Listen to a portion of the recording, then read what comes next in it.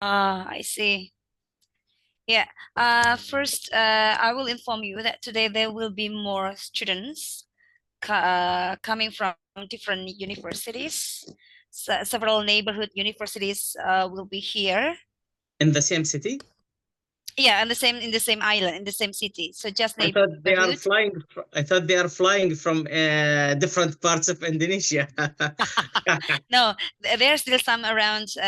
Another one is probably in Pasuruan. It's another island, but because some of my friends saw our sessions and they told their friends and they say, yeah, let's, I mean that, why not? Let's have a joint lecture together and let them listen to what your explanations, because I believe that you provided us with really useful informations in which Good, good, good. I'm happy if you need me anytime during the months, whatever.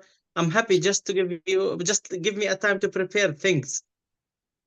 Oh yeah, that would be very nice. Yeah. So yeah, it would be great if you, I don't know how the mechanism, because now I'm just returning back to my university as staff.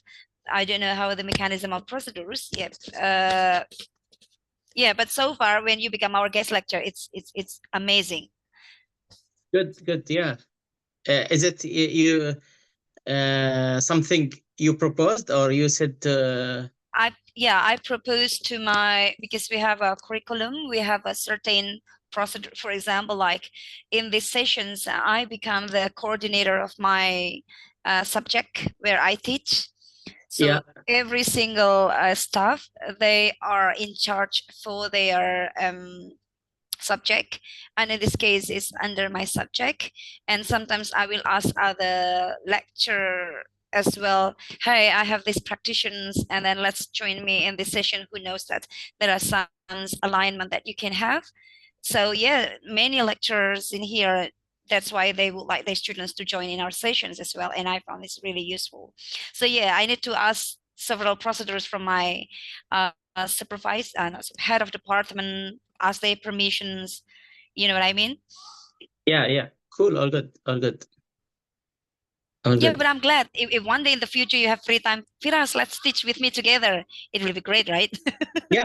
All good. All good. If I have time, why not? Yeah. Even though if you already become a teacher in Libya, Dubai. Yeah. I wish that. Inshallah. I wish. I wish. Yeah. Yeah. Do you know the university, Curtin University in Australia? Mm-hmm. They have a branch in Dubai. Oh, really? That's amazing. Why don't you try? I mean, that you know one of the supervisor, aren't you? Yeah, she told me apply for this scholarship, and she gave me the scholarship actually. Yeah, Oh, why don't you try? I mean, it's a poultry anyway, not really. Well, I don't know in your opinion, in your case, but somehow now you are on the PhD for the cow, but the scholarship that you got from Australia is for the poultry, isn't it? yeah, poultry in Curtin. You mean in Curtin in Australia? Mm, mm, Yeah, mm, poultry, because I mm, have a long experience. That's why she mm. prepared. Yeah. Yeah, so you accept that one? Ah, yeah, yeah. Just I don't know what will happen in the future. It is 2024 in the next year. Also, you will start in next year. She want me or something, yeah, but I don't know actually if I'll do it or not. That's it. I'm not sure. Yeah. Yeah, This, you still have time to think about it, because yeah, the current situation is probably a bit different, right? it's bad in the university, very bad. I'm not saying anything now. No, don't say anything now. Yeah, now I think that there are some participants already joined us, and I really like your PPT actually. Do you want me to share it today, Yeah, or yeah. you Yes, will please. share it from your screen? All right. I can't use my laptop for Zoom. I'm not sure why, but you can share it in your Zoom if you like. All right. Yeah. Oh, sorry? What did you say? You can share it, All right. and I will open my laptop just to see what's going on, what's the slide. Okay. Let's just wait a bit more for more students. They will be from 3 additional universities who will join us. I'll let you know later. Yeah. But as usual, I believe that our students, it's supposed to be around 100, like last time. Oh, okay. Cool. Nice.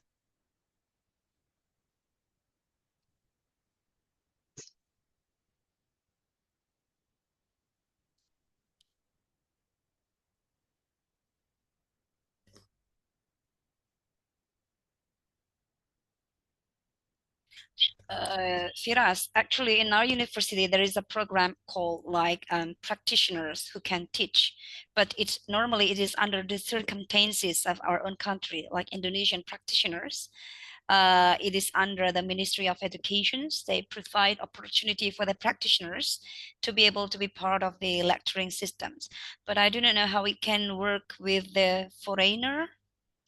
But if there is an opportunity about it, I'll let you know so that you Okay. can have the system, but it will require administrations, but I can help you with, I believe. But let's see in the future. I'll try to ask some of my friends because I Okay. believe that, yeah, Yeah. if you can, Is it like a university or I know. university?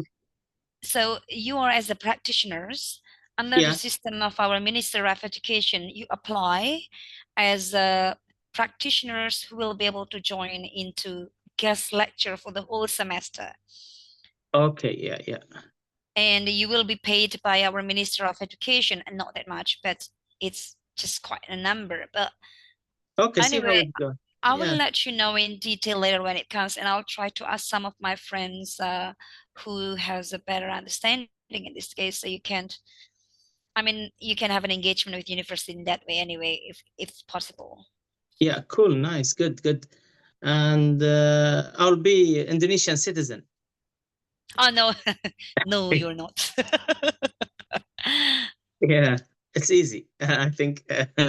It's true, yeah. Yeah. All good.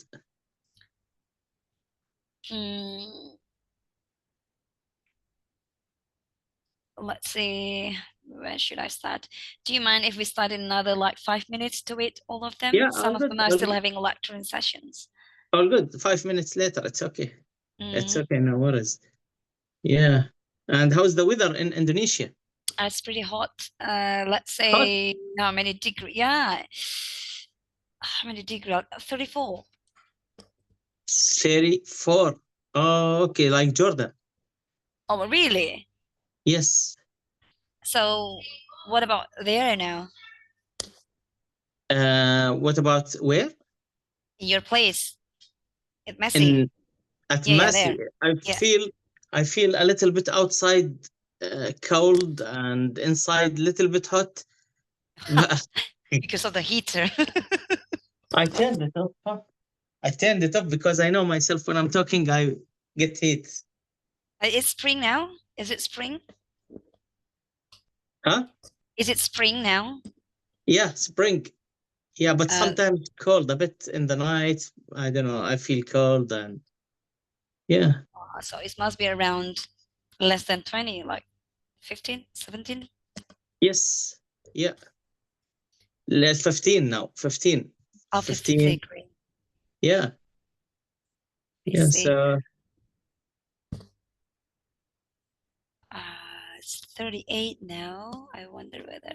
Oh, wait, hang on. Wait a moment.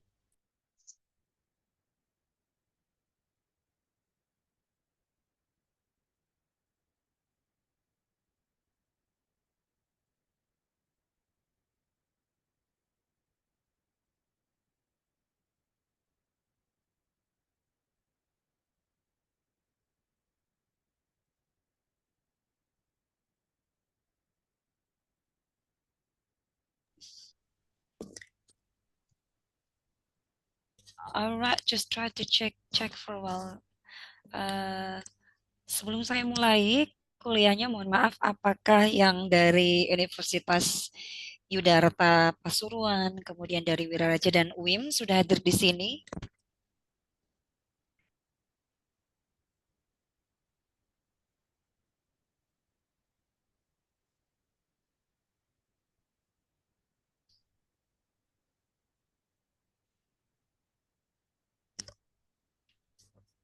Mungkin saya ulangi lagi coba barangkali ya.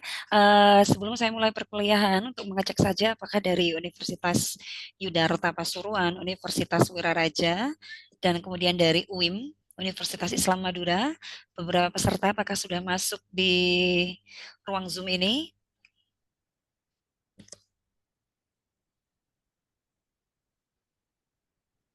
Sepertinya belum mungkin ya.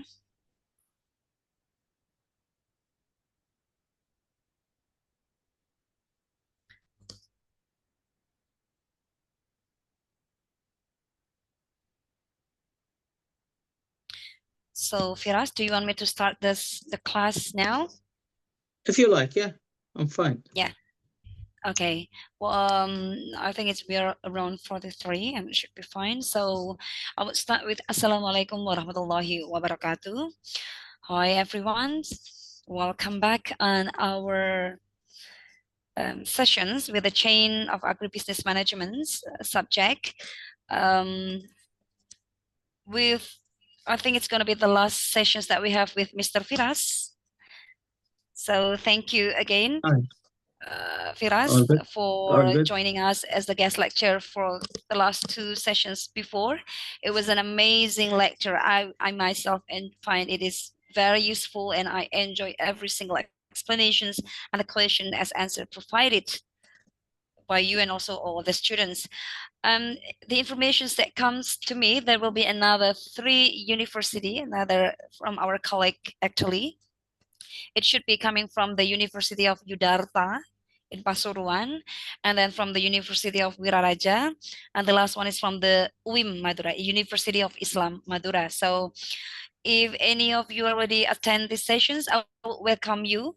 And as initial informations, our guest lecture today is presented by Mr. Firas Algharibeh. Is that correct, Firas? Algharibeh. Yeah, so he's an assistant for the farm manager at Tegel Food Ltd in New Zealand. And he has a really long terms experience in terms of the poultry business. And also he is currently take his PhD at Massey University at the School of Agriculture and Environment. So I would like to welcome you, Firas, again. And while waiting for all of the rest of our students, normally they are around 10, but I hope that we can start while waiting for them. So do you want me to, stage is yours, please. Yeah, all good. Thank you very much. Assalamu alaikum for everybody. We'll talk today about the importance of safety, quality, compliance with regulations and sustainability. So this subject is is important for the poultry business and for any livestock business. We'll turn on the slides if you can share it. Yeah. Can you see it? Yes. Can you see it? Yeah. Sweet. Yeah. Second one, I will start from the second one now. Look at these 2 chickens. They are beautiful and amazing. They are 2 friends, one brown, one white. Yeah, and they are happy. Yeah. Safety, quality, and certifications are critically important in the livestock farm business for several reasons. We'll come later for these reasons. These aspects ensure or why they are important, because these aspects ensure the well-being of animals. It makes sure these regulations and the quality and safety that there is a well-being for animals, protect consumers also, enhance the reputation of the farm. So it will give also the farm or the business a good reputation, and open up opportunities for market access and profitability. So when you look after your quality, safety, and all regulations for your business as a livestock business, it will get protect consumers, protect animals, protect everything, and you will get a good reputation for your business. And when you get a good reputation, everybody like to buy from you the products, eggs, whatever, eggs or or milk or whatever. Yeah, next slide. Animal welfare and safety. First thing, we have to look after it in the farms, the animal welfare. I think I mentioned this in the previous lecture and the first lecture, I think, is because it's so important in every farm. And in New Zealand, they close the company if you are not look after the animal welfare, and they send you to the court, to the jail also. So livestock well-being is a moral and ethical responsibility for farmers. Yeah, so livestock well-being or animal welfare is an ethical thing and moral thing. We should look after it. And it came also, subhanallah, in Islam. We have to look after the animals in different ways. So now in the modern countries, or let me say New Zealand, Australia, Canada, America, wherever, they are look after the animals now and put regulations. But as a Muslims, we have these regulations 1,400 years ago or more than that. Safety measures and standards help prevent accidents, injuries, and stress to animals. So any safety procedures or regulations, it will prevent the accidents from happening from the beginning and prevent any injuries and stress to the animals also. I can mention an example. I remember one of the days in the dairy farms, the cows, while they are walking from the paddock or from the grass where they're eating the grass to the milking shed, they used to come lame. You know what's the meaning of lame? Lame mean they can't walk properly on their legs. So I see. I mean that they have something wrong with their feet. Is that what you mean? yes, yeah, something wrong with their feet. In So general, okay. so as a safety for them, we have to change the whole road where they walk from the grass to the shed and make it a smooth road. So this is one of the one example for the safety for the animals. Yeah, that's how you keep your animals healthy and happy and nice and in a good condition. Uh, Proper facilities, handling practices, and health protocols ensure that animals are raised in human conditions, reducing suffering and improving their overall quality of life. So the general goal to improve the overall quality of life for the animals and make them in human conditions, best conditions. How you like to live, we should make our animals the same thing. Yeah, next one. Product equality. Product equality also important to look after your products to produce a high standard quality. Quality assurance practices such as proper nutrition, hygiene, and health care for animals result in healthier and more productive livestock. So quality assurance practices, those certificates that they give in the farms nowadays as a quality assurance, to make sure that the animals get a proper nutrition and hygiene, cleaned from any to protect them from any disease, and healthcare for animals, treating them, bringing them the vet to check them. Usually, as you saw in the first slides, the vet coming and checking the animals and things. And the hygiene like in the milking shed, they are hygiene. They spray iodine on the cows just from where they milk, so they can make them so they can protect them from any microbes or anything, to milk the cows and the milk will be clean. How about in the chicken? How about the poultry system? Poultry, they protect them from diseases. For example, if there is trucks coming to the farm, they should be sprayed from the top to the bottom.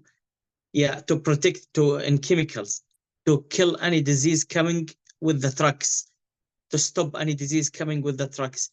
And also the staff who's working in the farm, they should get a shower to protect the chickens from any disease. So when you're coming every morning and something microbes in your clothes, you have to put them outside of the farm. And there is a special rooms to change and and wearing the farm clothes to go inside in a clean clothes for the farm, special clothes. Yeah, and also the chicken, they spray them, they spray the ground every now and then just to protect them from any microbes in the ground. Yeah. High quality products such as meat, milk, or eggs are not only more appealing to consumers, but also command higher prices in the market. So producing high quality products, this will make our products with a high price, and the consumer prefer them more than others. Yeah, next one.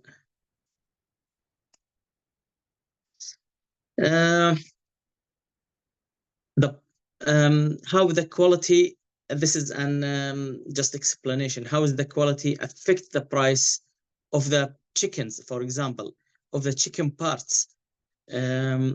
The price of different parts of chicken meat can be influenced by various factors. So if you will go to the market and you see the prices for different parts of the chicken, legs, breast, neck, wings, whatever. So this price is different. Why it is different? So this is because related to the consumer preferences, because if you will ask the people in New Zealand, what do you like more? They will say, we like the chicken breast. So most of the population in New Zealand, they prefer a chicken breast. So the price always for the chicken breast is high more than the other parts. Also the demand play a good role in the prices. If the demand increase, the prices increase. Yeah. To jump in before you continue your explanations, Indonesia and New Zealand probably have different preferences. If we would like to buy chicken, normally we buy in 1 kg. We come to the wet market, we buy a chicken, and then we got all bunch of chicken. I mean, that is not necessarily per part. For example, we ask to buy 1 kg, and then we get everything of the part of the chicken, whatever we get. But in New Zealand, it must be different, isn't it? The way they sell the chicken. Yeah, it's also, we can buy a whole chicken here. You can go in the market, Pack and Save or Countdown or whatever, you can buy a whole chicken, full chicken. But the most preferred parts is as a parts, I'm saying, as a parts, they prefer the chicken breast. Chicken breast, yeah.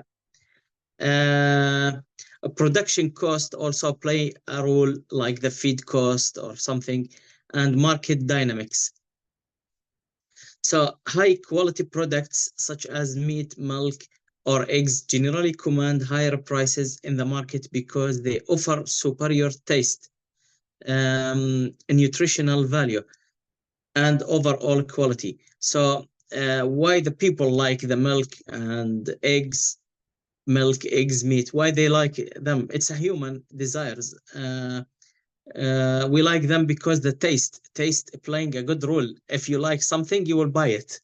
A nutritional value also of them is good, because milk, eggs contain calcium, meat contain protein, so the nutritional value always high for them, and overall quality. However, this doesn't necessarily mean that all parts of the chicken will see uniform price increases. So it's not necessary, as we said, chicken breast wings will be the same price as a chicken breast. So next one showing an examples of different parts, how they are priced in New Zealand or over any country. You can apply it to Indonesia also. Breast meat, chicken breast meat is typically considered a high quality cut because it is lean, tender, and versatile.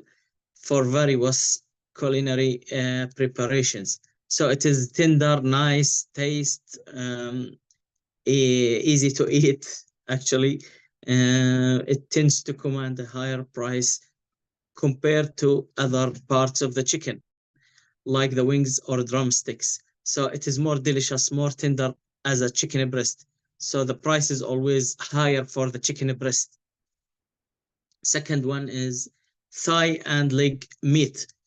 While not as lean as chicken breast, thigh and leg meat are still considered good quality cuts and are often preferred by consumers for their richer flavor and juiciness. Um, these cuts usually have a slightly lower price than breast meat, but still fetch higher prices than less desirable parts like neck or backs. So in the first one for the desire here in New Zealand, the breast meat is the top one, I think. Then the second one, the thigh and leg meat. The third one is neck and backs in the prices. This is due to the favor from the consumers, tenderness, taste, what the demand on them. Yeah. Uh, Third one is wings and the drumsticks. Wings of the chicken. Chicken wings and the drumsticks are considered lower quality cuts compared to breast. So why this got a low price? Usually you can buy them in a cheaper price because they are lower quality than the chicken breast. Chicken breast, it's preferred because they have a high protein also. You go to the gym and they will advise you the first advice, eat chicken breast. It will give you a high protein and build your muscle. Yeah. Wings and the drumstick. Um, Sorry. However, they have their own appeal, especially for those who enjoy crispy fried chicken or finger foods. Their prices can be influenced by demand and with the fluctuations around holidays and sporting events. So the wings always preferred by some people who like the crispy fried. I think it's in Malaysia, and Philippines. They eat the chicken legs and wings as I, a I think I think Indonesia as well. I think me too. When I was there, I ate wings and drumstick a lot. It's cheaper, and yeah, I mean that's the price. yeah price. Yeah, and it's preferred, I think, in some countries, but in New Zealand it's not preferred here. Not all prefer them. Yeah. Next one, neck necks, backs, and giblets. These parts are typically considered lower quality and are less expensive than the main cuts of meat. They are often used in soups, stocks, and stews, but their prices can still be influenced by factors such as demand for specific culinary uses. So the lowest quality things is the neck, back, and giblets. Um, Also, I heard the gizzards. I'm not too sure. Gizzards. Is it preferred in your country? Gizzard? For the giblets, yeah, it's really delicious food. We use it as soto. And I heard from Sam that actually giblets is normally used for the cat or dog in New Zealand, isn't it? I don't have a cat or dog, so I see. Yeah. I heard from our friends that I actually like the giblets because they, foreigner, I mean, like Kiwi persons, they don't like to eat neck, backs, or giblets because they think that, as you said, this is a very low quality, and typically they are considered for like animal rather than for the human consumptions. But it's the opposite in Indonesia. We eat all of the parts of the chicken, the that's the feet, good. giblets. Yeah, to be honest, that's the good. Yeah, yeah. So I prefer to eat everything for me. Yeah. So still influence. Yeah. So it's preferred by some consumers while others not. So it is considered the less quality or less. Walaikum salam.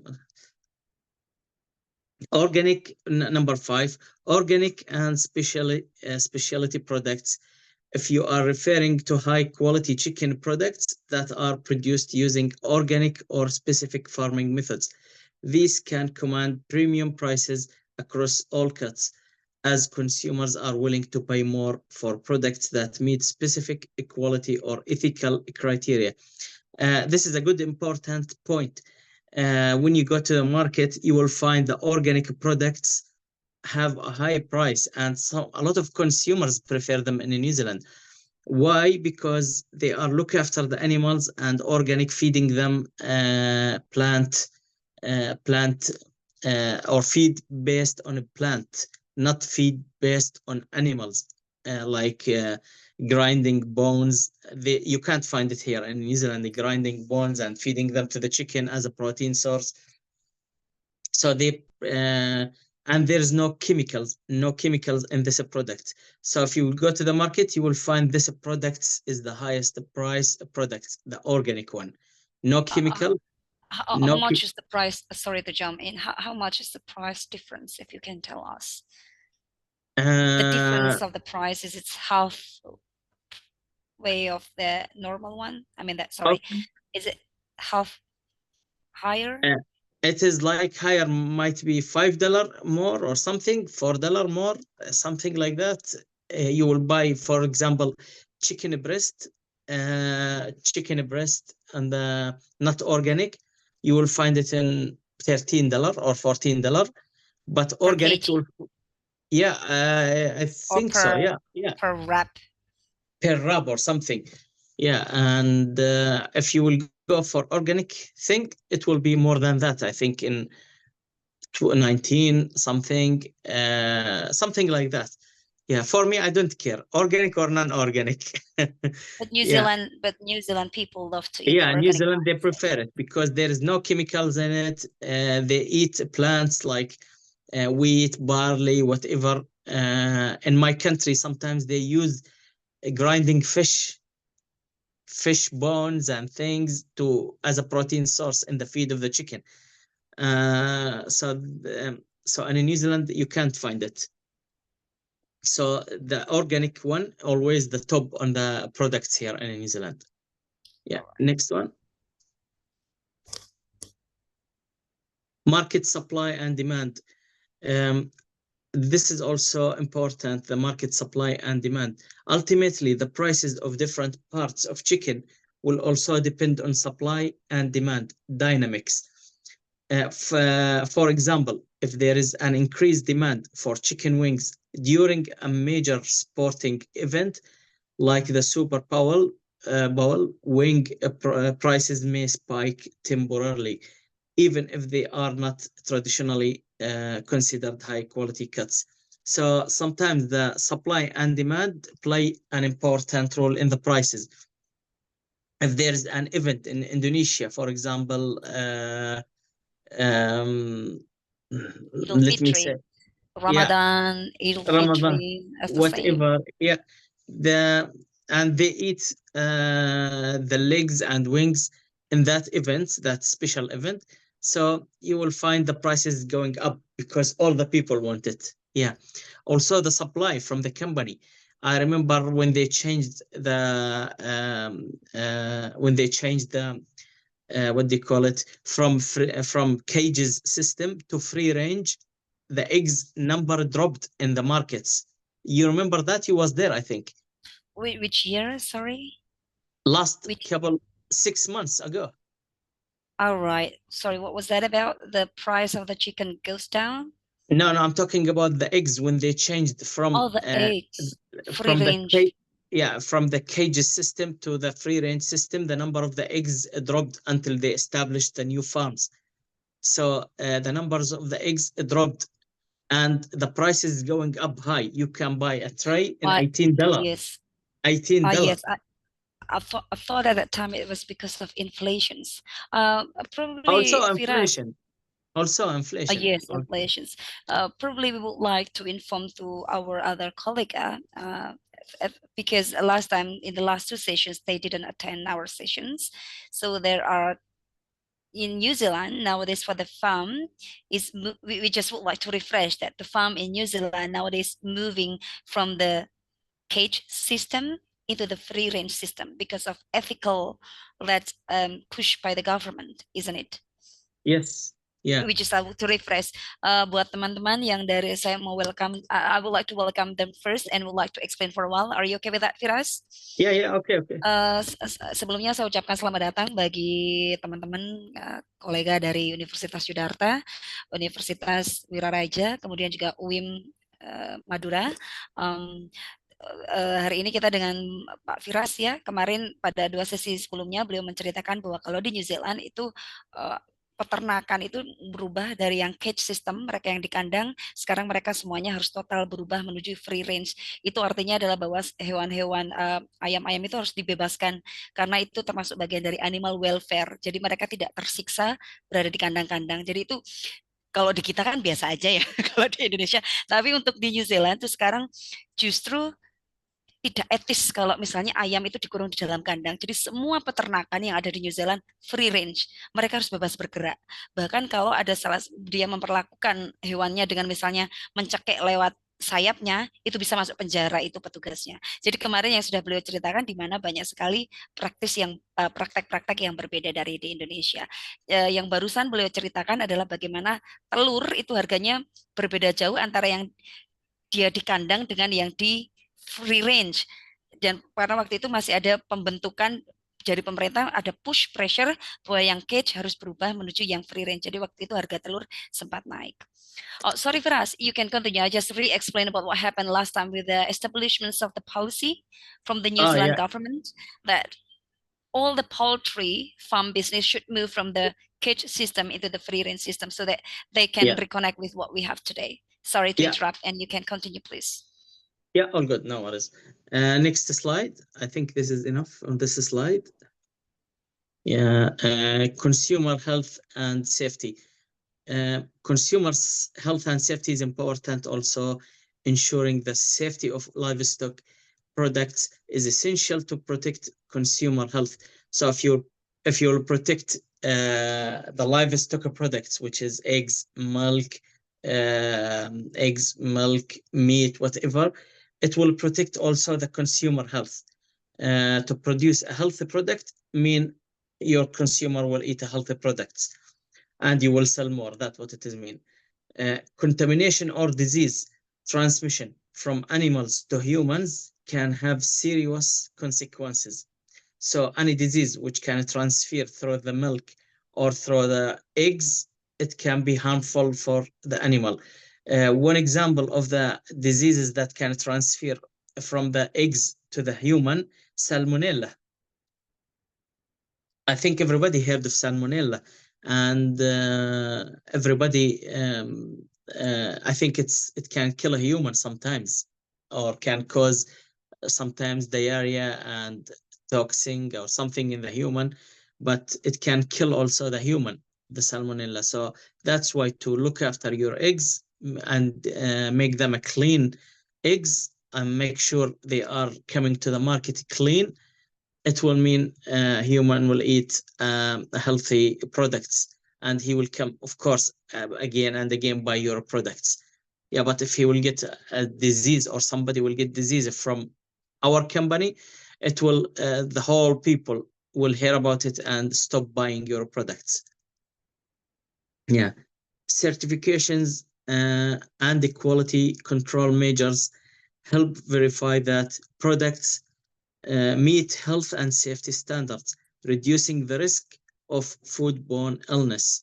So these certificates that you see nowadays from the assurance company, quality control measures, the people who's checking the quality of the products, it's coming just, it is a good for the company to make sure and verify that the products meet health and safety standards and reduce the risk for any disease in general. And next one. what I want to say here about this example, actually, this is how, yeah, here the penicillin. This is an example of penicillin, how the farmers look after their products, the output. Penicillin, when you give it to the cow, when the cow gets mastitis is just when you milk, the cow in this white thing. Can you see this white thing? Yeah. This Sorry, person here. what do you mean? Is it the milk that coming down from the cow? Yes. Yeah. Oh, okay. Sometimes the milk coming clotting. You know what's the meaning of a clots? Clots. Is it blood? Blood with clots sometimes. Clots, Oh. they are like solid parts Oh, I coming. see. Jadi ada Yeah. darah kental gitu. Yeah, solid like a blood, but it is a solid one, isn't it? Yeah. It's sometimes coming solid. This means mastitis disease. Oh, Mastitis disease need a penicillin, the one in the left picture. Yeah. right. So you treat the cow with penicillin. So if you treat the cow with penicillin, you are not allowed to put the milk for the consumers. Because it will be for 3 days. You have to check the milk in rubbish, or milk them on the ground, or check them away, or whatever you can do 3 with that days? for 3 days to 4 days, actually, to make sure it is all this penicillin going out with the milk, and the milk after 4 days will be clean 100%. It's always written on the medicine. You have to check the milk for 3 days or for 4 days.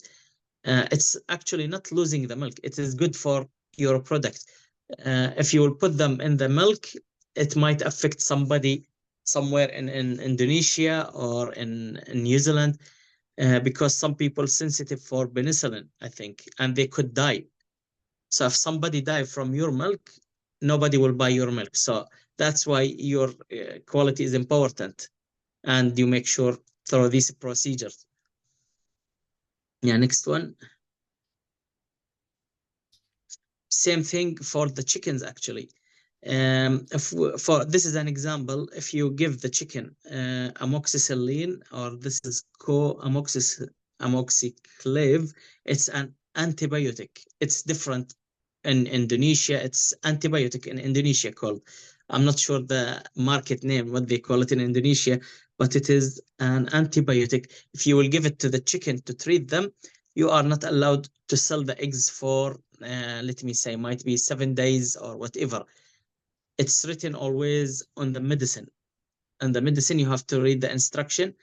I'm not allowed to sell the products for 7 days, 8 days, depend on the research on this medicine. So you have to check the eggs and rubbish for 7 days. Yeah, if you treat them. This is an example how you look after the safety for your products. Yeah. Reputation and consumer trust. It is also important to get a good reputation for your farm or for your business. Maintaining safety and quality standards builds a positive reputation for the farm, fostering trust among consumers, retailers, and distributors. As we said, if the people find one case got sick from the products, nobody will buy your products. So it's important to look after your products and your milk or eggs, whatever. A strong reputation can lead to consumer loyalty and repeat business, helping the farm thrive in long term. If one of the business, let me say Teagle Food, got a good reputation from the people, always our products clean, nobody got disease from them, always we look after them, we will get a good reputation from the consumers. Everybody will go to the market and say, I need Teagle chicken, I need whatever in Indonesia chicken, a specific type of chicken. They are running direct to your product.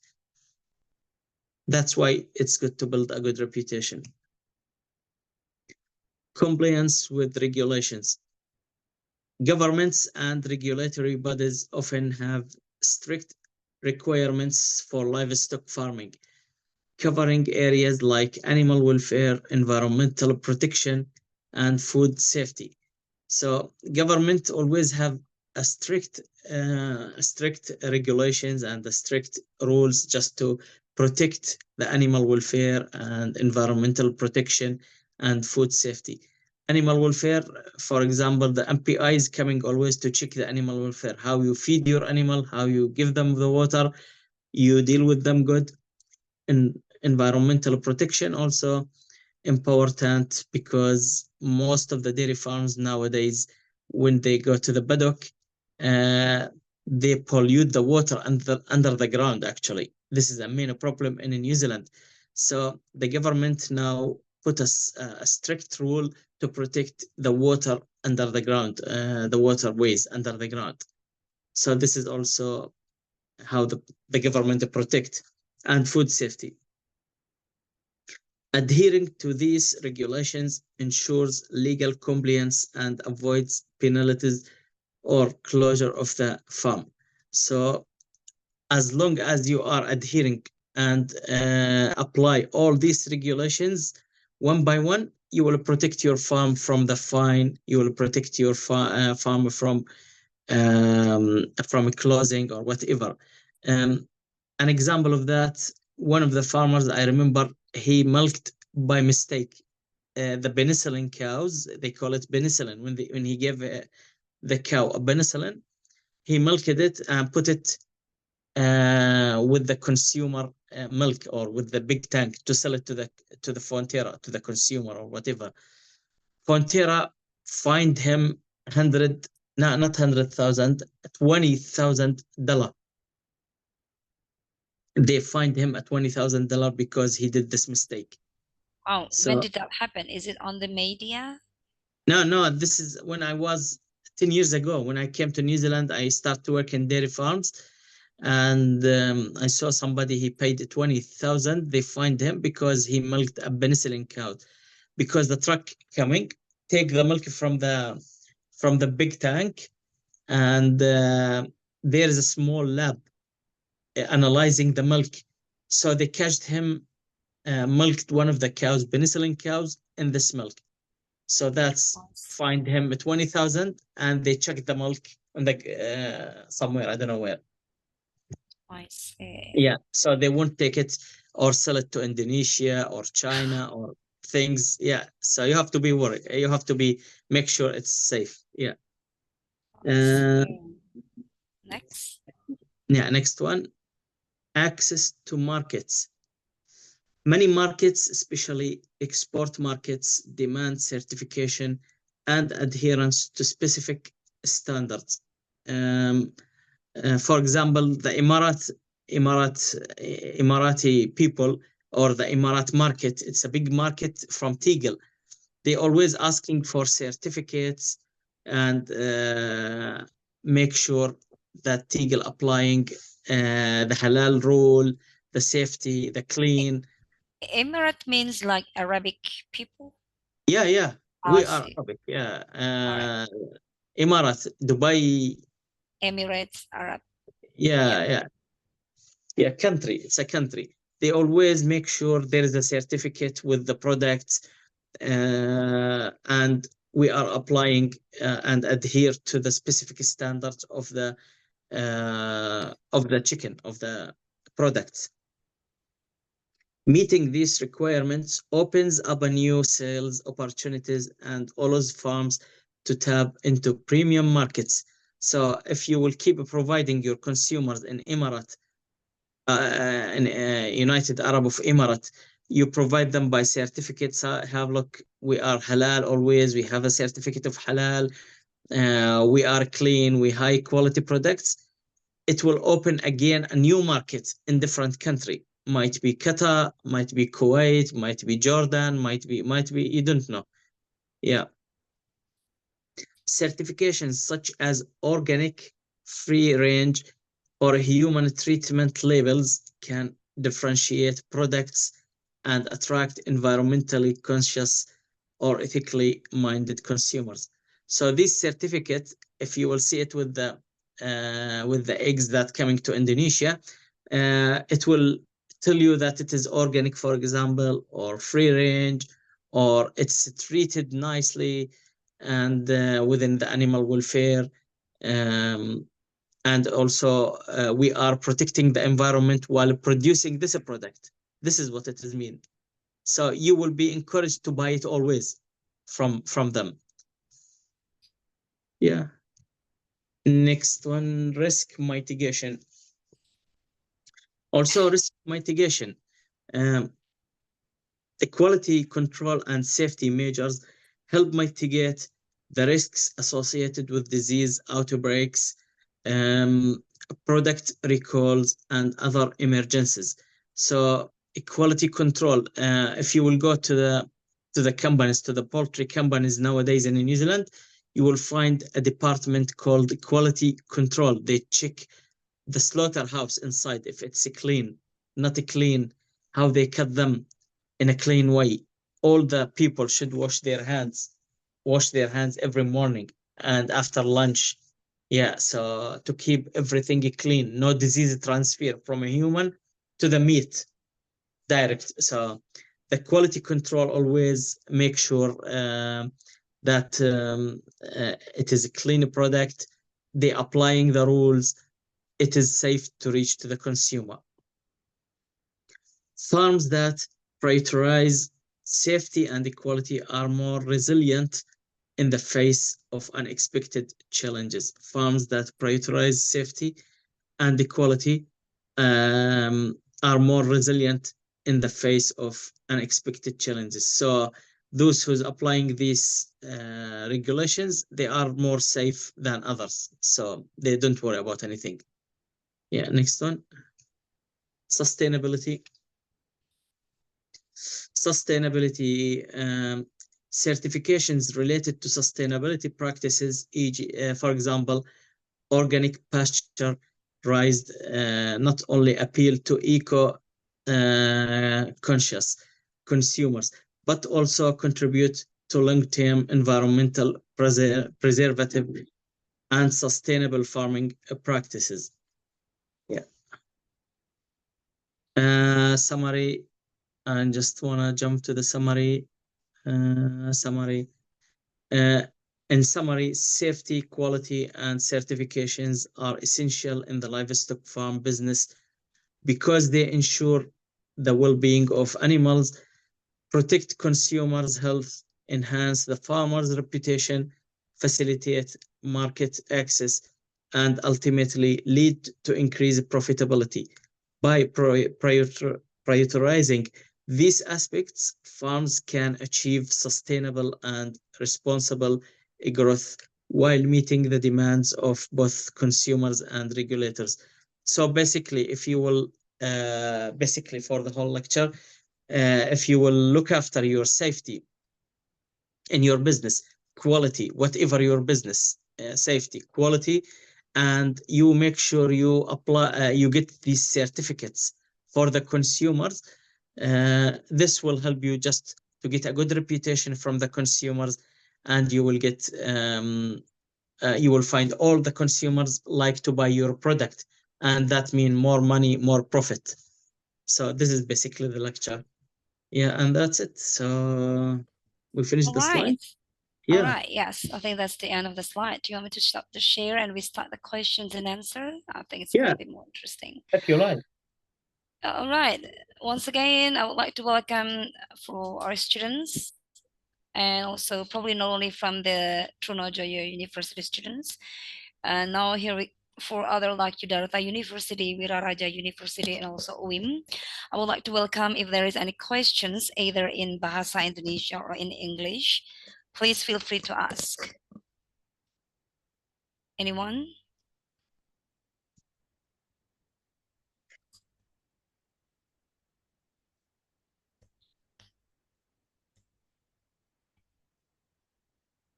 Is there anyone would like to ask? Sebelumnya saya confirm yang dari Universitas Yudharta datang ya hari ini sama Wiraraja dan juga UIM.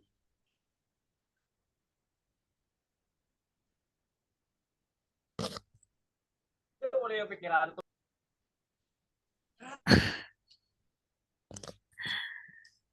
there are any questions,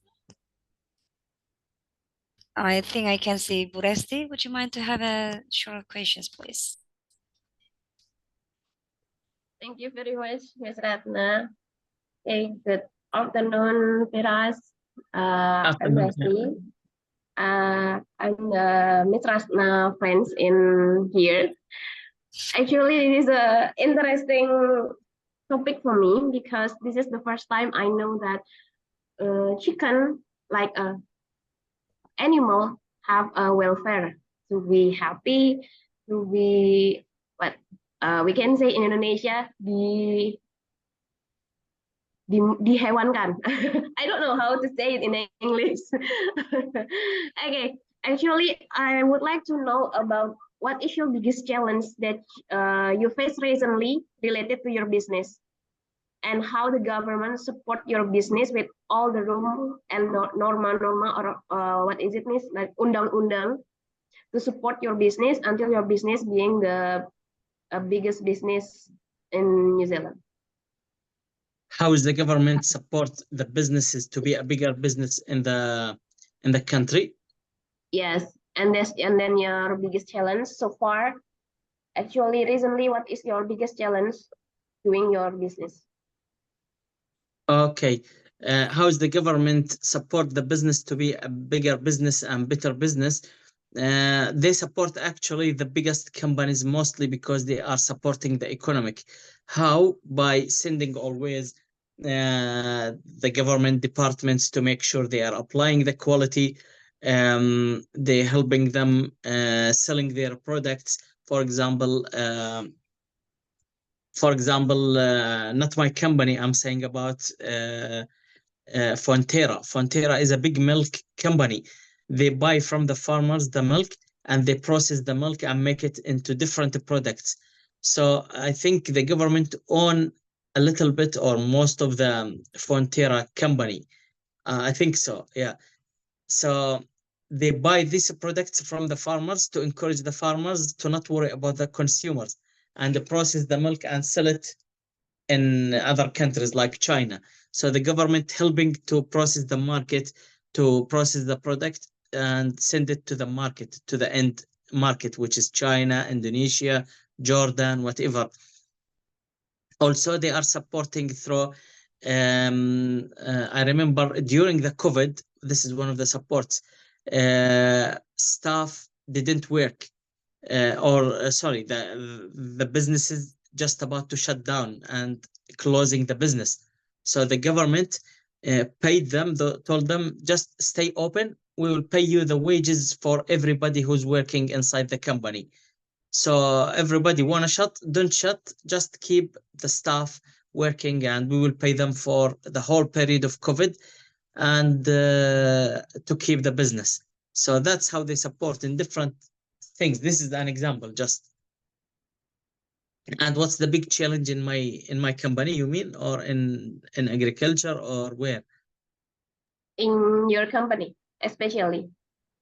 Okay, the big one is one of the challenges. One of the challenges it is competing with other companies like Incomes, like the other companies, and selling the products within a hard within this environment, selling the products to other countries, because other countries sometimes prefer the Russian eggs or prefer the eggs from somewhere from Brazil or the chicken from Brazil. So this is one of the competences that or challenges we find to sell our products, and the cost of the production high in New Zealand, not like Brazil and Brazil and other countries like China. China produce in a cheaper price, but this is one also of the biggest challenges in New Zealand, high cost. For that reason, I think they are reducing the value of the New Zealand dollar for something for make it easy for other countries to get our products. I think so. That's Is that my answer good? Good. I Yeah, get good. the point. You know, I have the point about it. yeah, Are you happy cool. with that, Mbak Resti? I'll give you Yes, my yes. I'll give you my signature since you're my fan later. And what about other questions from the students, please? Kalau ada yang tidak paid. Okay, Clara, please. Ya. Baik, terima kasih atas waktunya Ibu. Sebelumnya saya mohon maaf kalau misalnya pertanyaan saya sudah dijawab oleh Bapaknya yang dijelaskan tadi. So I want to ask, so you said earlier that breeders help animals to reduce their suffering. So I'm confused about what kind of suffering an animal experiences and whether it has a big impact on the results such as its meat, milk, or eggs from the animals. Is the suffering is the form of stress or what? Thank you. Can you ask the question again, please, Ratna? Okay, so yeah, I would like to translate it in a different form. So you mentioned about animal welfare. Yes. So we people in Indonesia are not familiar with animal welfare because you mentioned the animal can get suffered because of. So in terms of what they can get suffer and how can it impact the outcome of the animal productions? For example, are they stressed if we do not Yes. treat them carefully, or is it the egg become very bad, or why we cannot treat the animal in such a way so that they got suffer for it? Am I correct, Clara? Please confirm if my question is correct. Iya, benar Ibu. Oh, okay. Yes. I think that's the point. Yeah. Okay. Easy. First of all, we are in Islam, and Islam advised us to deal with animals as a moral, in a good moral, in a good way to deal with animals. It is not meaning that animals we should deal with it bad. The science people said when you are hit an animal or you deal with it bad, it will not produce a good product. Why? For example, if you have 5 cows, you're milking them every day. If you will kick them by stick, you know the stick, you kick them. You kick them by the stick just to go and milk. There's hormones coming inside the blood of the cows. It is called epinephrine and hormone epinephrine and hormone ephrin and epinephrine. I can't remember the names exactly of the hormones. That will reduce the production of the milk. You understand it? Yes, sir. Thank you. Yeah. If you kick the animal, if you kick the cow, it will produce hormones normally by her body in the blood, specific hormones. It is called epinephrine and ephrin. I can't remember the name of the hormones, and that will lead to reduce the milk production. If your cow produce every day, for example, 10 liter, it will produce 5 liter. That's because you kicking her. That's why. How about an example in the chicken, in the poultry that you mentioned last time? And the chicken, okay. We cannot put them in the cage. We need them to be free range. I mean, we should not make any violence on those chickens. So why we need to do that? Okay, chicken. If your chicken's happy, they will produce more at the end of the day. Some of the chickens, if you will keep, for example, if you will see some of the chickens, if you will deal with them in a stress way and keep kicking them and dealing with them bad, they will start to produce an eggs with what do you call it? Double yolk. Do you know the double yolk? Yeah. There are two yellow part. Ada dua kuning telur dalam. Yeah, sometimes this happening because the stress that the chicken finding. So the production of the previous yolk and the second yolk coming together, and it will go as one yolk or as one egg or whatever. So this is one reason, not just the only reason. Sometimes there's another reasons for the double yolk, but I thought this it is coming one. because it twins. Yeah, and sometimes it's coming like a broken egg, like a shell is weak. The shell is weak. You know, the shell of the egg, it will be weak. Yes. That's Jadi because kulitnya telurnya jadi agak lemah. So in short, it affects the quality of the animal yes. production itself. But if you deal with the chickens in a nice way, it will protect it from 90% of these things happening. Is it You will find scientifically? yes, scientifically. And sometimes there's a vitamins, missing vitamins sometimes, and that's all related to animal welfare. If you will provide them by a good quality feed, a good quality water, and not doing any stress for them, they will produce a nice eggs. That's why we have to look after it and more production. Excellent. So a lot of problems coming with the stress, most of them from the stress for the eggs. I think it Broken should not about eggs. the animal, it's the human being as well. Yeah, yeah. So Clara, does it answer your question? Iya, sudah cukup, Ibu. Terima kasih, Ibu. Okay, thank you. I think she's happy with your answer. So is there any more questions? I'm expecting more questions coming up like the previous sessions. Dari kelas tata niaga barangkali? Atau saya persilakan kalau yang mau bertanya dalam bahasa Indonesia, nanti saya akan bantu untuk mentranslatekan. I will be very happy for that. Saya akan senang sekali bisa membantu kalau ada pertanyaan-pertanyaan dari teman-teman, akan saya bantu translatekan.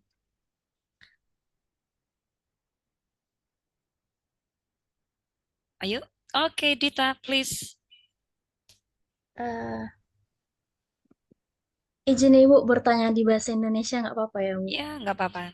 Nah, pertanyaan saya ini kayak gimana? Pendapat di New Zealand itu tentang kepercayaan bagaimana? Karena kan kalau di Indonesia sendiri nih, Bu, misalnya ada penjual. Nah, kita tuh sudah kecewa gitu, kita membeli produk, ternyata produk kita tuh tidak sesuai harapan. Nah, jadi kan kadang kita tuh kayak nggak mau lagi membeli di penjual itu. Nah, kalau di New Zealand sendiri itu tingkat kepercayaannya terhadap penjual itu bagaimana? Okay, so terima kasih. Thank you, Dita. So another question from Dita is about the trust of the consumers on the products that Tegel sold, for example. How is the level, the degree of the trust provided by the consumers towards your product? Probably in general in New Zealand, how does it work? Is it a high level of trust from the consumers? Yes, yeah, because Tegel always for the consumer Tegel always sending a certificates with their products. If you will ask them, they will show you the certificates. If you are asking always for the halal, not halal, they will put a mark somewhere on the product it's halal. So consumer always trust Tegel. This is an example. So they always produce certificates with their products for they are free range, whether they are halal, whether they are organic, not organic, they are honest. They are honest. So the communication between consumers and the producers are normally through the brand, through the package, isn't it? If there is certification, and then the consumers will trust you. This is one. Yeah, this is one. And the other thing is the good reputation through the years. Tegel since ages selling products, and nobody affected from the products, from the eggs or the chicken. So everybody think it's safe to eat Tegel chicken. And as a Muslims, I know it is Tegel halal. Where I find it in anywhere in New Zealand, I will buy it Tegel. Yeah, so I understand, because normally in New Zealand, consumers are well educated. They understand what they want to eat.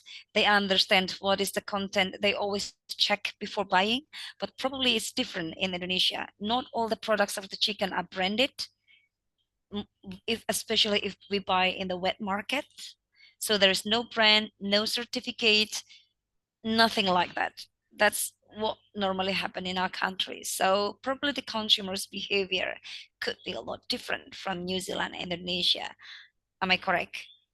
Yeah, might be, yes, yeah. But these Jadi, are the big...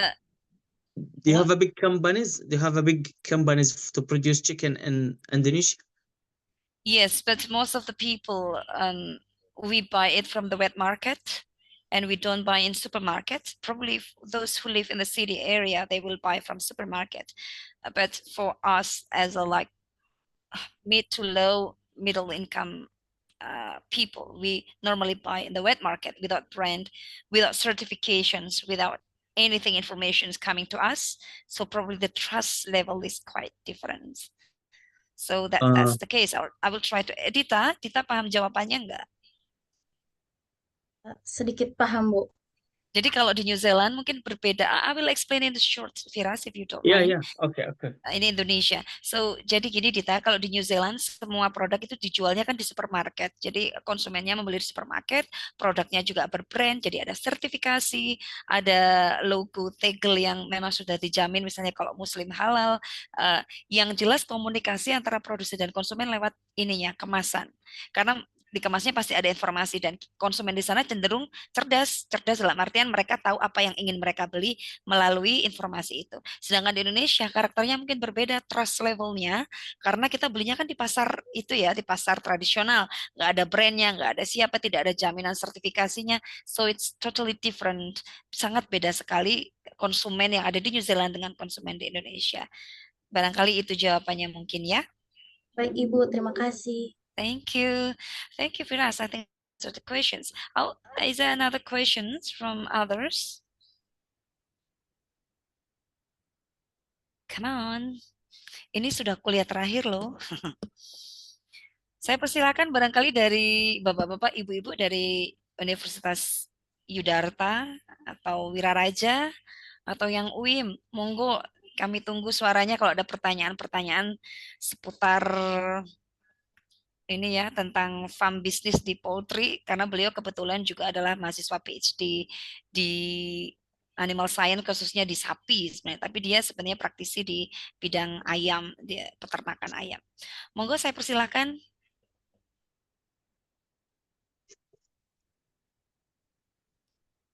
Do I miss anything?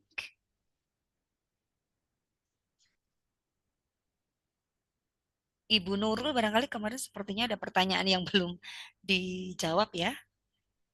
Bu Nurul? Bu Nurul di sini nggak ya?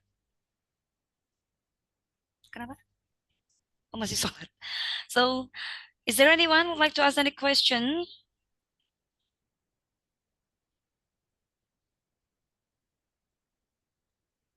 May I ask one question again? Yes, please. Yes. Actually, I'm so curious about the weight, berat, the weight of the chicken, because in Indonesia, actually, there is a, can we say that free range too, free range chicken, or we can say in Indonesia, ayam kampung. So we can, we do the, what is it? We do the breeding in the halaman apa ya? The yard? Oh yeah, we do the we do that breeding in the yard, but sometimes is it get the more expensive price than the cage chicken in the cage, but the weight of the chicken it's not it doesn't it not mencapai Achieve? it doesn't achieve a kilogram, 1 kilogram. Sometimes it's just 700 gram, or sometimes it's just the biggest free range chicken in Indonesia around 800 grams. And how about in the New Zealand? What's the weight of the chicken in New Zealand? Yes. Okay. Sometimes there's different sizes actually, size 12, size 9, size 10, whatever. Usually 1 kilo and half, usually 1 kilo 200, something like that we are reaching, because we are rearing them for 6 weeks. 6 weeks to produce a chicken of 1.5.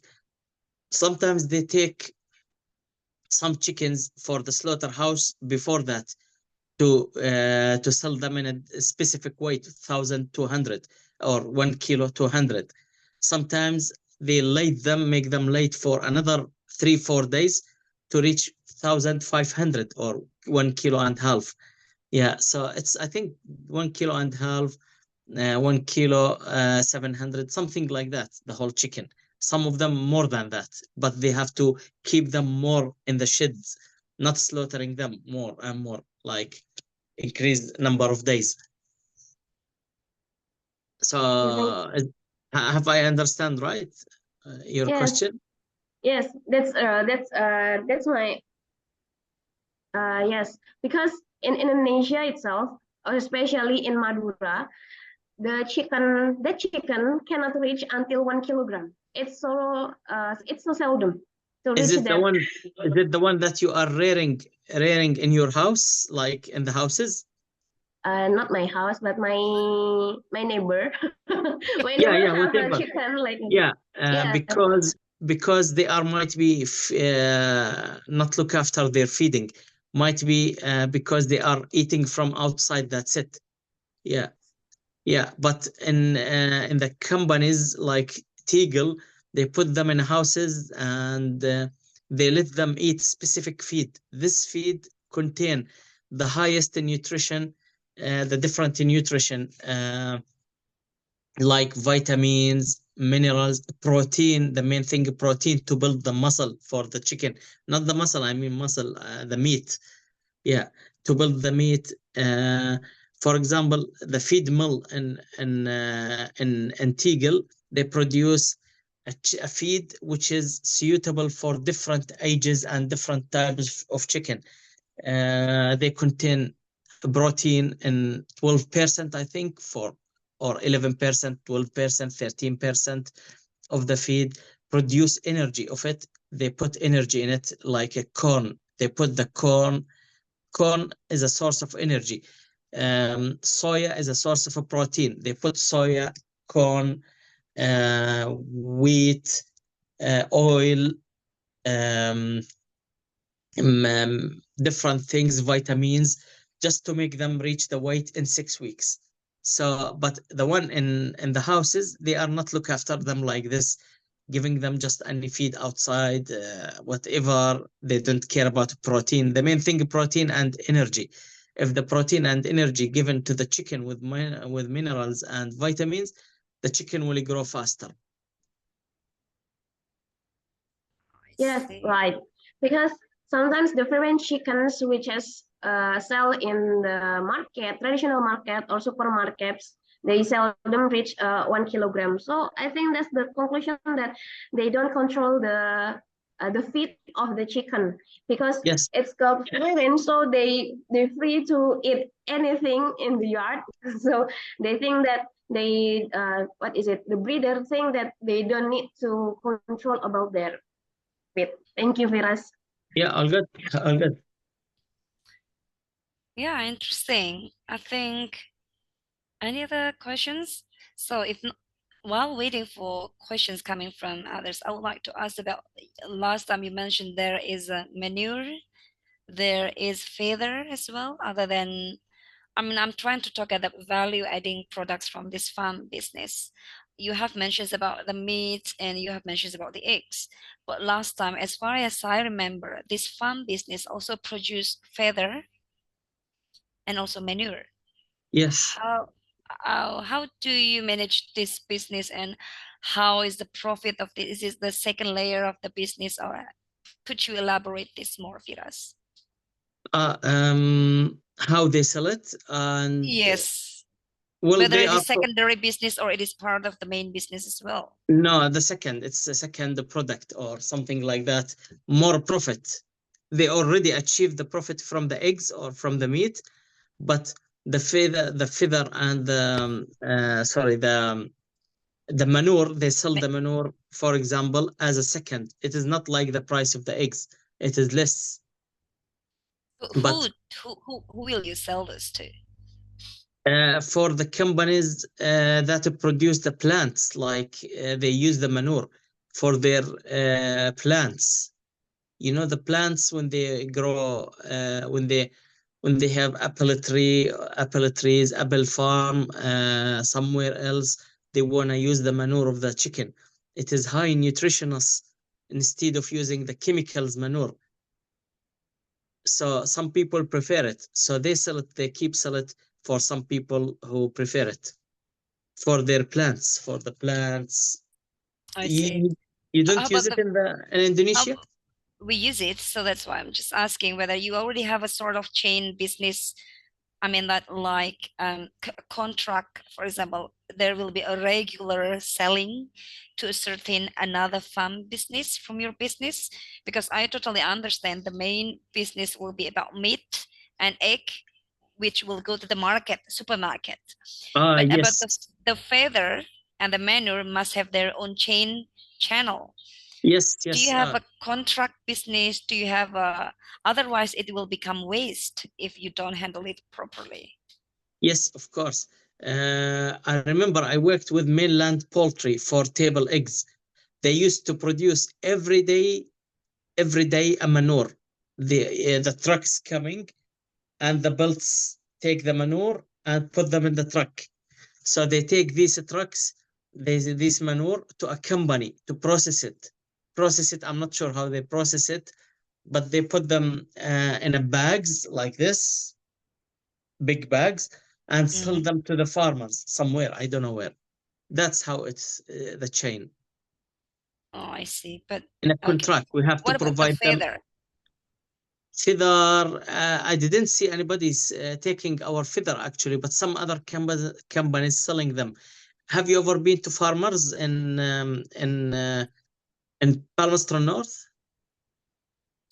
No, I went to the dairy farm, belongs to Louis. I don't know whether you know him, but it's lambs and cows. Never go to the poultry business.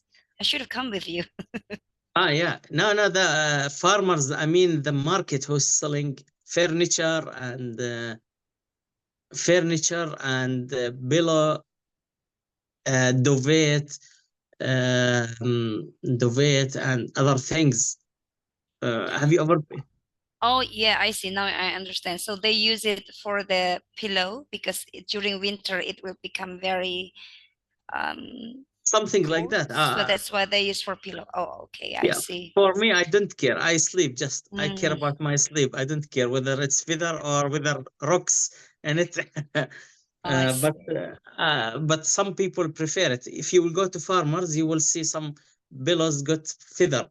It's saying feather or cotton or something. It's depend on them.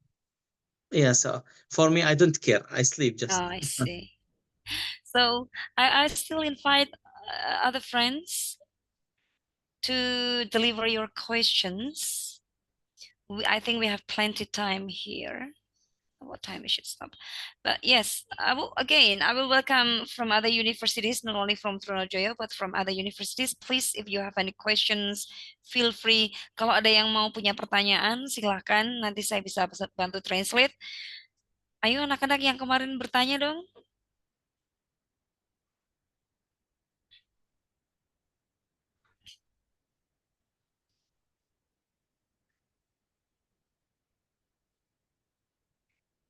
So, where is our students?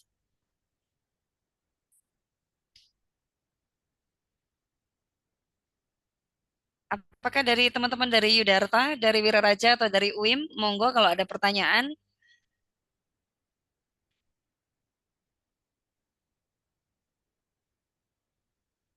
Terserah mau bahasa Indonesia, mau bahasa Inggris. Anyone?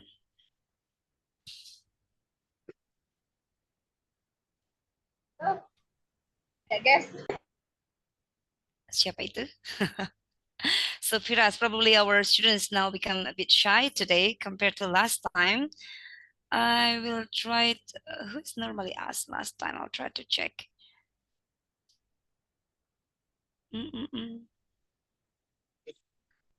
Anyone, if we have to ask, please, I will be welcome. Oh, I think I have another question for you, Firas. Especially about certifications. I believe there are so many certifications that required by the government and also required by some community. So normally, what kind of certifications, how many certifications that will the company comply with this? I mean, there is ISS, you know, ISO, there's HACCP, and do you know? FMG, ISO, halal certificate, ISO, FMG. So else, what else? Also, FMG, things like that. I can't remember them actually because I'm not in the quality control. So these certificates also you have to provide through account. It is called Realme for the MPI. If you are exporting your eggs overseas, you have to open account with MPI to fill a lot of information about your production, daily production, disease during the whole period, what you give them medicine, a lot of information through this account, so the MPI will read your account. So this is also one thing. So there are a lot of certificates. I can't remember them. Free range one, whatever. Yeah. So yeah, I can't remember how many to be honest, but they are a lot. They are focusing a lot on them. I see. How about, sorry if I would like to continue this question with traceability. Do you familiar with traceability, so that in case, just not in your explanations, you mentioned about when the dishes come, and then I believe that your company need to track back where the dishes come from. So how would you do this traceability?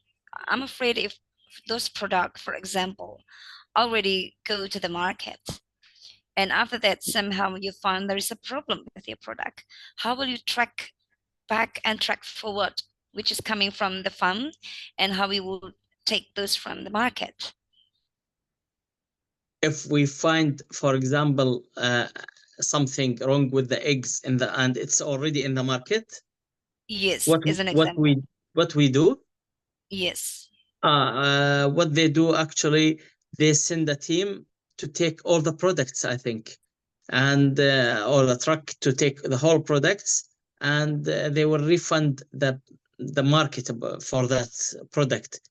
So I think that's what they do, but never happened actually. Yeah, but if there's something happen, they're gonna take the whole products or chuck them in rubbish and refund the market for the price of that product. But what about the consumers who already bought it?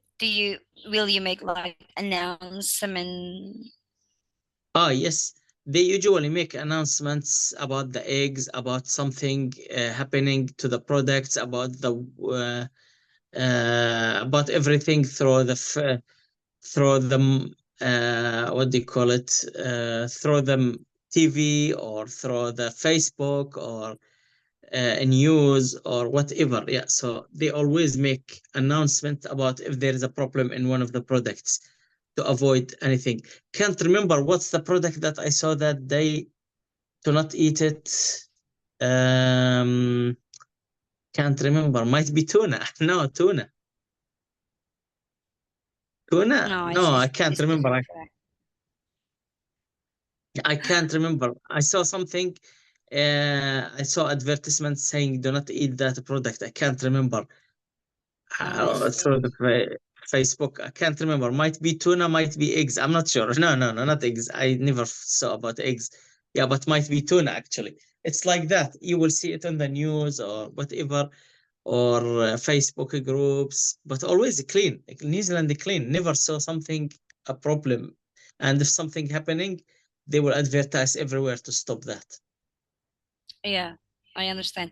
Karena memang teman-teman di New Zealand itu sangat strict ya, prosedur yang berlaku, bagaimana mereka menghandle animalnya atau hewan-hewan itu, jadi memang jarang sekali masalah yang terjadi gitu. Kalaupun ada masalah pasti ribut mulai dari pemerintah sampai dengan Jadi chain-nya itu rantai pasoknya udah sangat ketat sekali.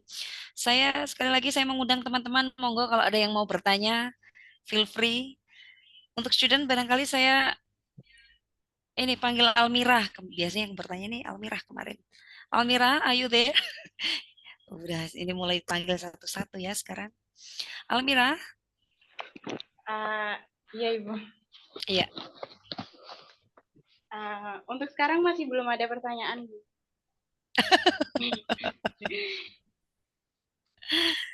Udah jelas ya karena kemarin-kemarin udah ya. Iya Bu.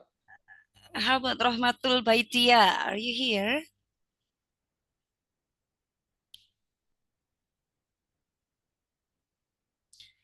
Ibu barangkali yang dari Wiraraja, monggo kalau ada pertanyaan.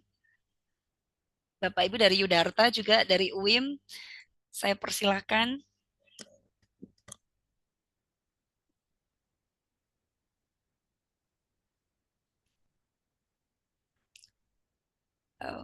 So while waiting again, Firas, I think some questions probably will come from me, like in terms of the food security. As far as I know, New Zealand is a low population. It's only 5 million people in the country. Yeah. And then I believe there are many farm business that establish within the country, which is probably, as you mentioned, it goes to the export market. But did you make a differentiations between the product for the domestic quality and for the export quality normally? Differentiation. You Well, differentiate between, you mean the eggs which is coming from New Zealand and eggs coming from outside? As an example, in your farm, in the Tegel company, you have a meat business and egg business in general. Are you doing, for example, like low quality? Are you selling for the domestic, and then for the high quality, are you selling to the export market because they would like a more high standard, or how? Because that's mostly happen in Indonesia. And people in Indonesia, when they do business, the low quality they send us as a domestic product, and then the good quality is always goes to the export market. Does it happen in New Zealand? No, but some requirements like halal, they are focusing the external market should be halal for the Muslim people, for the Arab countries, for Malaysia, so they are make sure, but they don't care. For example, some other companies like Ingham's, they have two lines of halal and non-halal. For example, they make sure the halal one always going to Fiji. 100% they make sure, but the non-halal they don't care, they will sell it inside in New Zealand. So other things about the quality, no, the quality is high here, I think, but what I noticed, the price is always, when you are producing something in New Zealand, the prices is high. I'm not too sure why. For example, the milk, why it is high like this, and in New Zealand is producing all the milk or most of the milk, the highest country in milk production, but the milk price is high. I think you remember how much is the price of the milk for the bottle. Don't look at the common room free milk, but if you will go to the pack and save is the milk is $4, $5, which is expensive. But in New Zealand producing the milk, why is that? I'm not sure why, but also the same thing for the meat. They produce the highest number of sheep in the world, and in New Zealand, I think we have 25 million sheep in New Zealand. But why the price of the meat high here, always high inside the markets? And but as a quality, they make sure it's high quality inside and outside. I see. So the quality itself for the people in New Zealand are quite high, but the differentiation, if we would like to export to the Muslim country, will be probably about halal and non-halal status. Yes. That's all. Yes. I see. So that's different. Okay. And as a follow-up questions. Buat teman-teman lain kalau ada pertanyaan langsung jump up, gak apa-apa ya. But I would like to make a follow-up questions in here. That have New Zealand experience being banned from exporting the products to other countries because of certain disease, certain treatment? Is that ever happened before? Because the value that you created is just not suitable with what they want, for example? Again, ask the question, please, in the front way. Sorry, Do they experience? as New Zealand, yeah, based on your experience, has Tegel food, for example, being banned from exporting to other countries because of the certain treatment that not suitable with what they required? I think so, yes. Yeah, it happened last year. One of the companies, it is Mainland Poultry. Mainland Poultry producing table eggs. They had like a disease, like AI, avian influenza, AI or something called the influenza, the bird flu. They had the bird flu. I don't know how it came to them, but they stopped. The government stopped the exportation to the other countries and stopped even Tegel food to produce to the other markets overseas for a while, for some periods, until they make sure all the farms cleaned and burned and no disease anymore. So they stop, yes. If there's a disease in one of the farms, in one of the companies, they stop the other companies to export until this will be clear. So that's affecting the companies also, not just one company. Is it overall New Zealand because of a single company made a mistake, and then the overall company in New Zealand will be closed down from this market?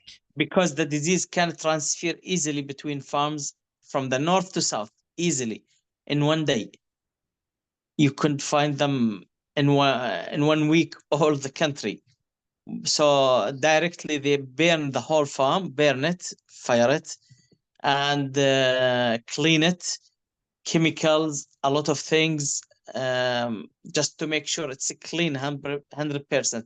While doing all these procedures, they stop the other companies from exporting to make sure there is nothing going overseas, disease or something. I see. Okay, if that's happened in Indonesia, I mean, it's gonna be like a nightmare because we have so many farm business in Indonesia. I don't think it may work here. Oh, I don't want to get all question. I think we have 15 minutes more because I remember that you want to finish 15 minutes earlier, right, Firas? Yeah, so, yeah. Again, teman-teman, kita punya 15 menit lagi untuk sesi tanya jawab. Jadi saya welcome untuk siapa saja yang bertanya. Ayo dong.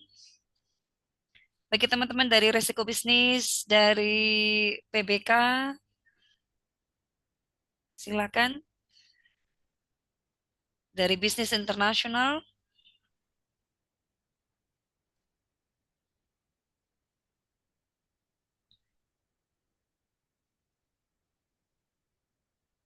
Who else? I think it's a bit quiet, right, today, Firas? Normally there are so many questions from students. Yeah, they got bored. I think your explanation has been very clear last time, or today it's also I already understand step by step that you explain. Octavio, barangkali saya lihat Octavio dari mana ya? Octavio? Today is better explanation. I guess so. Octavio, nggak ada? Belum ada. Okay. Yeah, I think today you really have a good explanation. Okay, Amy.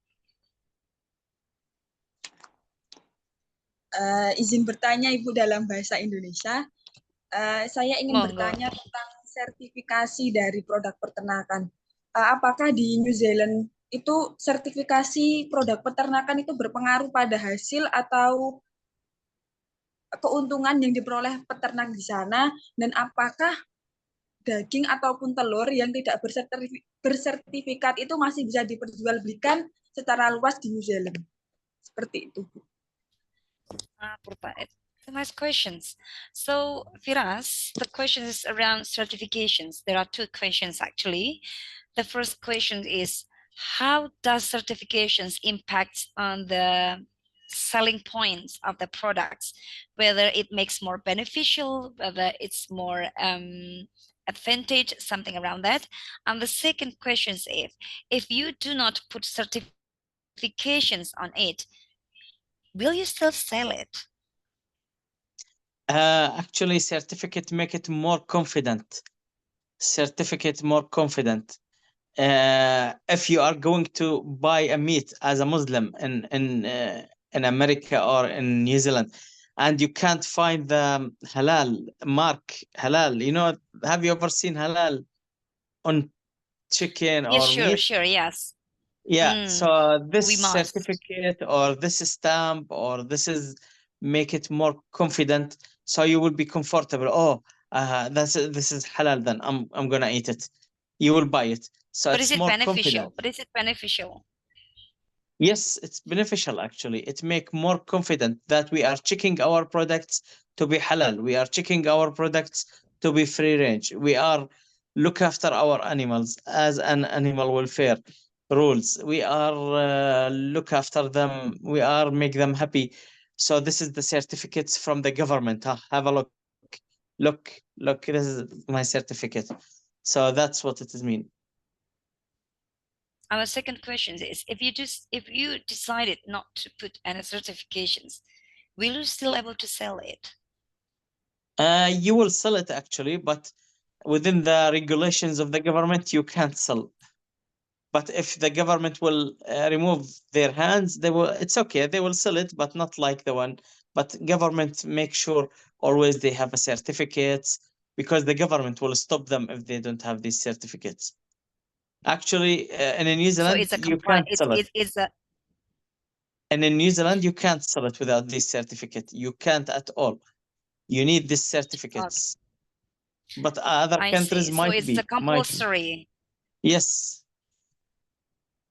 Yeah. Ya, jadi teman-teman untuk di New Zealand semua produk untuk dijual harus ada sertifikatnya, karena kalau yang pertama I will explain, sorry, Firas, I will explain to them that sertifikat itu wajib hukumnya kalau di New Zealand, karena itu memberikan confident, bukan hanya keuntungan tapi wajib hukumnya, karena ternyata kalau tidak ada sertifikat tidak bisa dijual secara bebas.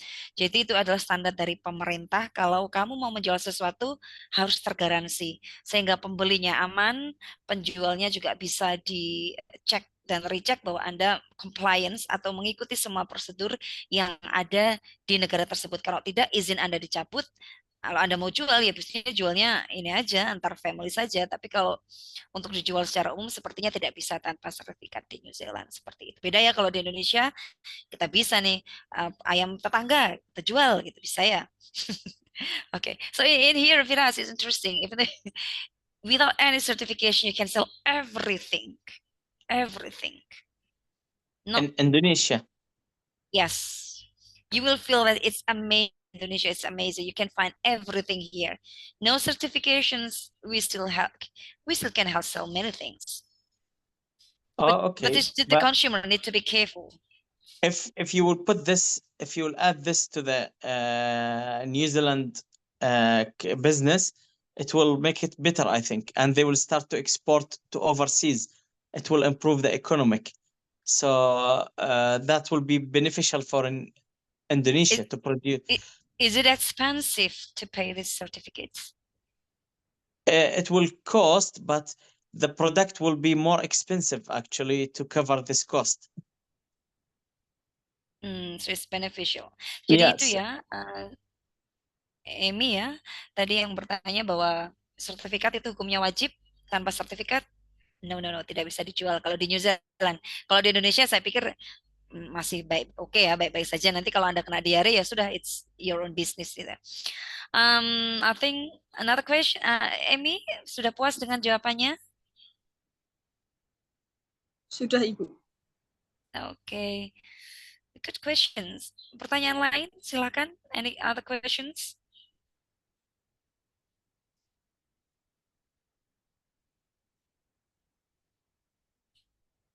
Dari saya, Ibu. Yes, silakan. Mohon maaf sebelumnya tidak bisa menghidupkan kamera karena sinyal saya kurang bagus. No problem, no Eh, problem. saya pakai bahasa Indonesia, Ibu, karena pertanyaannya barusan muncul dari jawaban dari Oke. Mr. Fir. Melanjutkan pertanyaan dari sebelumnya, dari saudari Emi. Tadi kan jawaban dari Mr. Firas itu kalau misal di New Zealand itu tidak mempunyai sertifikat, tidak bisa diperjual secara bebas. Eh, Mungkin kalau di Indonesia kan tadi dari Ibu masih bisa. Tetapi kalau misal dari Indonesia kan hitungannya kalau misal ilegal kan lah Bu ya. Kalau di sana tidak memiliki sertifikat dan tetap ada orang yang maksa gitu Bu. Menjual suatu produk terutama di yang eh, di peternakan, apakah orang tersebut itu dapat dihukum atau gimana? Atau kan di sini kan di Indonesia kan negara hukum Bu. Di sana tuh dapat sanksi atau bagaimana Ibu? Terima kasih. Terima kasih, Calvin. So there's another question from Calvin, Firas. If somebody who insists to sell the products even though they don't have certifications, is there any consequences from the government that you will put in jail, or what will happen if you, for example, you own your farm and then you decided not to put the compliance and certifications? Will you be okay to sell those? No, you are not okay here in New Zealand. Actually, in the farms, different from as a company, for example, if you don't want to put the halal certificate, if you don't want to put the things, I think it's not allowed. I think so. I'm not sure about halal one, but the other one's not allowed. Like the quality and the things, you have to do it. You have to do it actually. Otherwise, you can't sell your products or export your products to the overseas countries or to the other countries. It's obligatory here. How about if you sell it to your family? I mean, that as a, non-legal business. Is it possible? Who's my family? You mean the employee in the company? No, for example. Sorry. Yeah, I mean that you sell to your friends if you have a business. Sorry, I forgot if you remember only you, your wife, and your kid. So yes, how does it work if you sell to your friends? But you talk about 100,000 bird in a farm. How come you will sell it to your? You can sell 1, 2, 3, 4, 5. That's it. It's okay. I think because as a Muslims, we go sometimes to the sheep farms and asking them, we need 3 in the Eid to slaughter them. 3 sheep. He will sell us. They know Muslims. They are coming to slaughter every Eid and things here in New Zealand. But as if you will ask him, I need 100,000 sheep for my friend, he will not. He will tell you, get off from here. I don't need you. Okay, yeah, I understand. I'll try to explain to them that. Calvin, jadi kalau bisnis di sana, satu farm bisnis itu bukan memelihara 5 atau 10 ayam ya. Jadi yang dijual itu sekitar kan ratusan ribu gitu kan. Jadinya kalau untuk menjual tanpa sertifikat sepertinya tidak mungkin. Karena dalam farm bisnis saja syaratnya adalah kamu harus punya sertifikat untuk menjual. Dan chain atau channel dari penjualan itu langsung ke supermarket. Tidak ada yang dijual bisnis dengan teman, itu nggak ada. Orang sana misalnya tadi dia tanya ke keluarga saya yang mana, iya kalau 1-2 barang begitu ya, tapi kalau dalam jumlah misalnya telur 100.000, siapa yang mau beli itu gitu. Jadi memang tanpa sertifikat Anda tidak bisa membangun bisnis dan tidak bisa jual beli di sana. It's wajib hukumnya. Bukannya malah dapat hukuman, tapi memang tidak bisa sama sekali.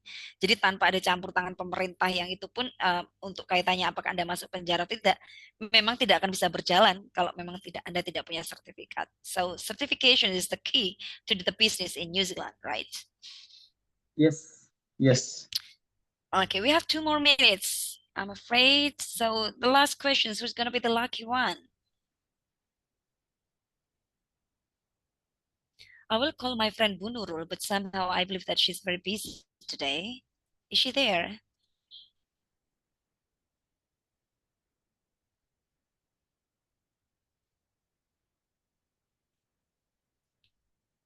the last question, please. 1 more minute.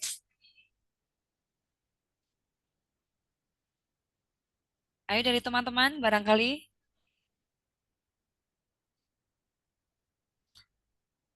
I think there is no more questions today, Firas. So, because this is our very last sessions, I believe that some of our friends, some of students who already received your lecture, they feel really open their mind how different is the business between Indonesia and New Zealand.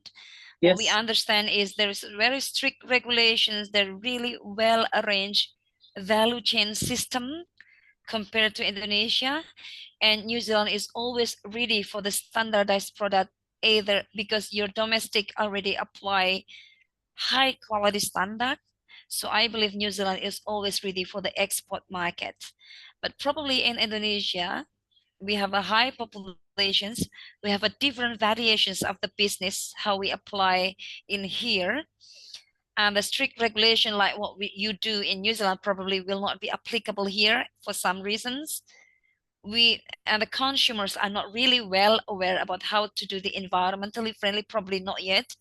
But as far as I know, in New Zealand, every consumers are well aware about what they want to eat, what will come to their gut, whether it is healthy, whether am I destroying the environment, and they have a strong demand to the production system in the animal science, in the animal productions, right? Yes, yeah. What's So the main do you have the last question? comment? What's that? What is Indonesia famous of? What do you produce in Indonesia? The most things. Well, we are very good, if I would say, we are very good at the farm production in terms of plantation. In the agriculture, we have very good export in plantation business, like rubber, coffee, my research, cashew nuts, cocoa, a lot of products, but we sell it in the form of raw material. And then it will be sold into another country as an export, as a commodity, not a value-adding products. And then like Swiss, they are very famous with the chocolate, although they're not the producer. And then sometimes they sell back to our country. That's what happened in Indonesia, as far as I know. So that's why we need to learn more about how the system works in developed countries like New Zealand. You have a small country. New Zealand is a small country, but you really have a powerful system in which you supply another country in a really high quality. That's what amazed me a lot. Yes, I hope to see Indonesia one day, one of the greatest countries in the world, strict in agriculture, putting rules. I like to see that actually. I would love to see that. Yeah, I think that's why one day you should come to see us and see what's can provide some input, and you'll be surprised what we are doing here. The 70 standard, like we say about the animal welfare, they don't care about the feeling of the animal. I think, sorry, we were 2 minutes, what is it, more than what we're expecting. So do you have a last last statement, Firas, for this our last meeting today? And what are your expectations to our students? Please motivate us more. Thank you very much for that, and I hopefully you enjoyed the 3 sessions. And if you need any help in the future or whatever, just let me know. Should I leave email or something, or I'm not too sure. I can leave you my email if you want to ask a question, or if you are even coming to New Zealand or you want to work in New Zealand to ask a question, I'm happy to answer it in the future, whatever. So that's all. Thank you very much for your attendance, and I wish you all the best and success in your university. Thank you very much. Okay, thank you very much, Firas. I think that statement will close our today activity.